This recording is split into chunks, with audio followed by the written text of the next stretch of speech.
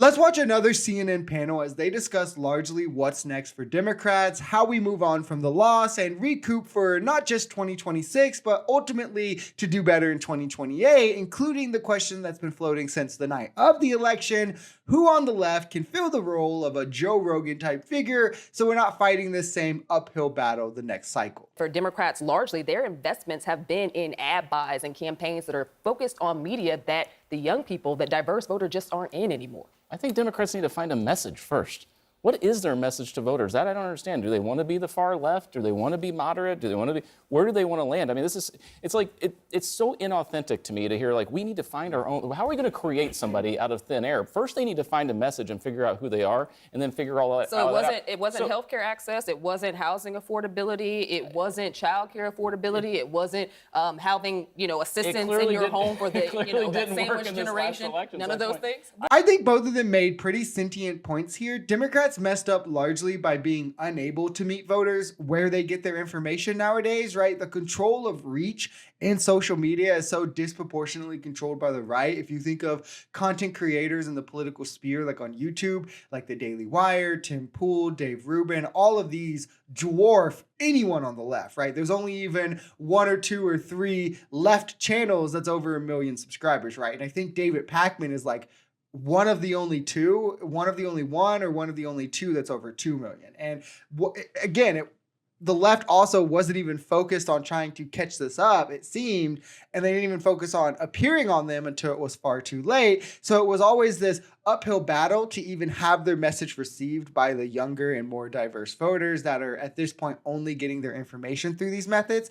This is why the conversation for 2028 is, how do Democrats build this social media apparatus that the right has? And the Republican that spoke briefly at the end is right as well, and that Democrats do need to settle on a message, because flip-flopping between left and, where middle is going to just cost us constituency. Appealing to the left is going to cost you the middle. Appealing to the middle is going to cost you the left. So you need to flush one out completely and build the other, as they tend to shy away from economic populism for fear of being labeled radical by the right. But as we can see from this election, they're going to be labeled radical anyway, as Kamala Harris ran the most center campaign a Democrat has in a long time, the least woke campaign any Democrat has in a long time, didn't talk about trans issues, didn't talk about race issues, didn't talk about any of this kinds of stuff, stopped talking about like wage set issues, class issues after the first couple of weeks, and it was still, oh, she's a radical communist, right? So it just leaves voters confused, when instead you should be leaning into that economic populism. Who cares if the right calls you radical? Make that your brand,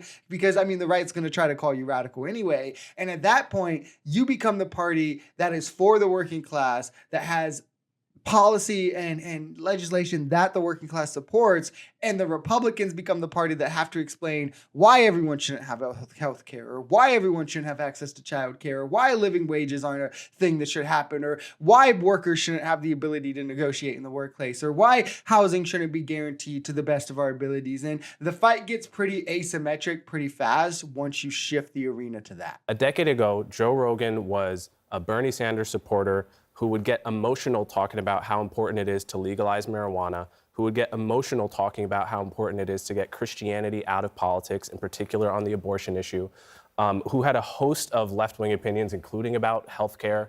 And liberals drove him away by calling him a racist, unearthing jokes he made, calling him a misogynist, really with no evidence. When you make racist calling him jokes a transphobe, about people of color, people calling you racist is likely going to happen. All the time. Calling him transphobic because he didn't like seeing Fallon Fox beating up. He also didn't love the vaccine thing, right? To our point earlier. That also used to be a left-wing opinion. This idea that if someone leaves a group because they did something out of line and the group checked him for it, that it then becomes the group's fault that they left is crazy. Like Coleman Hughes trying to say that Rogan became a right-winger because he didn't want to take accountability for past racism that the left was trying to hold him to is supposed to somehow be a knock on the left. That sounds like a good thing from the left. It sounds like they did what they're supposed to, and the knock should be on Rogan, or even the knock should be on the right for the environment that they create that feels welcoming to racism or people who engage in racist behaviors. The truth is, Rogan was just never really a left-winger. This is just the favorite trick the right likes to play, and it honestly gets pretty annoying. And honestly, I mean, the left likes to do it too, but the right does it to like a whole nother annoying level where Rogan was never left. Rogan was like at best an anti-establishment guy. This lands him like a slew of anti-establishment as well as conspiratorial beliefs. And when you're like actually anti-establishment and you're not just like anti-establishment because Trump tells me to. So my view of the establishment is just like Democrats in government, right? Like when you're actually anti-establishment, it lands you a slew of beliefs that those on the right might see as left. Like you'll believe in things like universal health care because Big Pharma is the establishment, you know what I mean? And you want to take power away from Big Pharma and give it to the people, right? Why should Big Pharma be allowed to profitize? So it's like the idea that Rogan is left because of this. No, he's anti-establishment because of this. But it's just because a lot of people on the right who think that they're anti-establishment don't know what the actual establishment is. So when they see his anti-establishment beliefs, they're like, he was a radical left-winger. Like, no. And at first, again, these lined up with Bernie Sanders, who actually wanted to go after the establishment, who actually was leaning into economic populism. So that's the only reason Rogan ever ostensibly supported someone on the left. And now we don't have the Sanders type. We have like Biden, who was center left. We have Kamala Harris, who was running center left. And the right has Trump, who, like, again, will say he's anti-establishment, but to him and everyone who supports him, the establishment is just like Democrats in government and regulations. And that's enough to fool a dumbass like Rogan. So now he supports Trump. It's literally that simple. The left hasn't changed because they asked him to take accountability for racism or because they asked for accountability for platforming dangerous views about vaccines. And I, for one, am glad that we still have at least one party in America willing to do that, because if both parties were doing what MAGA did, we would be in the shit can. Democrats need an honest umpire. One of the most damaging parts of this entire campaign. Say that again, an honest umpire. An honest umpire. To be able on. to call balls and strikes. And so one of the most detrimental things that Kamala Harris, in my opinion, did during the campaign was when she answered the question, what would you do differently than Joe Biden? She said nothing. Now, I think that was born out of respect for Joe Biden, but it rang in the ears of everybody trying to figure out who they wanted to. Which the campaign said just this week. If we want to have a relevant voice in the Democrat ecosystem, you've got to have somebody willing to try to take those steps. One of the things I heard often on the campaign trail in these swing states was, you can respect an audience, but you don't have to overcompensate for an audience. And it felt like so much of the party platform of the Democrats were trying to compensate for parts of the party or parts of the policy positions. This gets back to the coalition management. And somebody needs. I think some of this comes down to cope, where a lot of Democrats don't want to blame themselves when they absolutely should. Democrats letting Republicans take over social media, letting them build this kind of apparatus that is unmatchable by anything else, right? Like the Tim Pools being, what is like 2-3 million, the Daily Wire having like 5 or 6 commentators all over 1 or 2 million, them having Dave Rubin, having all these, like this long list of just right-leaning channels. Steven Crowder is another one that comes to mind, right? Charlie Kirk, and these huge commentators, millions of views. And then they understand like the in-group, out-group consensus, to where not only do they have this major social media apparatus, but each one of these creators are 100% going to fall in line with anything Trump says or does. They will never go out against him. They will never put out a negative video about him. They will never come out as anti-Trump. They will completely support him, because if they don't, they get alienated from his base. And that is the largest part of their support. That then guarantees their in-group support, right? This is something the Democrats don't have, where if you even look at our big left-leaning creators, you can look at like Hassan Abi, right?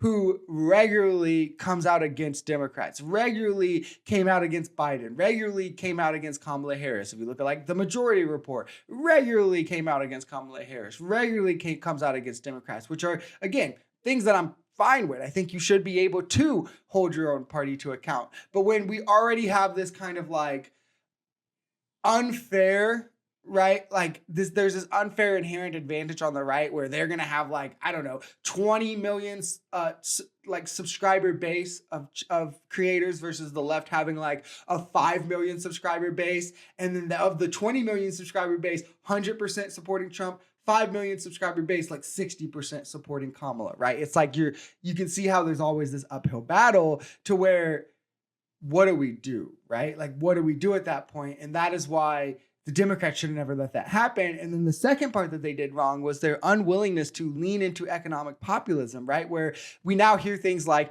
Biden's staffers were threatening possible leaks against Kamala if Kamala broke from him on the campaign trail, which is insane and could possibly be why she never made much of an attempt from economics to Gaza to ever break from Biden and his message, right? We know from Jacobin reporting that as her donors and things began lining up, Kamala began to stop talking about economically populist things. She leaned away from messaging of like against the elites, right? And instead started running on the battle against democracy, largely what Biden was running on, where this economic message was her strongest. It was a lot stronger than the democracy argument, going after corporations for price gouging, taxing the rich, etc., making people pay their fair share. These are the things that resonate with the working class. And by the time the debate rolled around, she had stopped talking about these things entirely, and the messaging shift to, Trump's threat against democracy, which proved to be too niche of an issue that not enough people cared about. And like we spoke to with the social media apparatus, you didn't really have, one, the time, she's doing all this in 100 days, and two, she just didn't have the apparatus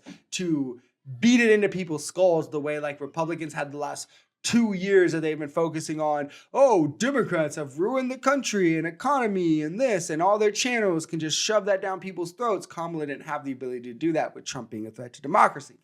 So for 2028, we need the social media apparatus to reach and mobilize young voters. And then we also need to match that with an economically populist message that actually reaches the working class. Because if we're trying to sell the same old, we're the party that can reach disavowed Republicans and we're in the middle while also building the social media apparatus, we're not going to have anything to sell to these people, even if we are reaching them, right? And that's something the right can never do, is have an actually economically populist agenda that is for the working class, because they're always going to be for their donors, but they can sell that message. So if we can sell and deliver, again, it becomes this kind of like unfair, not really competitive elections anymore, because we're the ones who deliver. We've seen it, and history has shown that Republicans don't.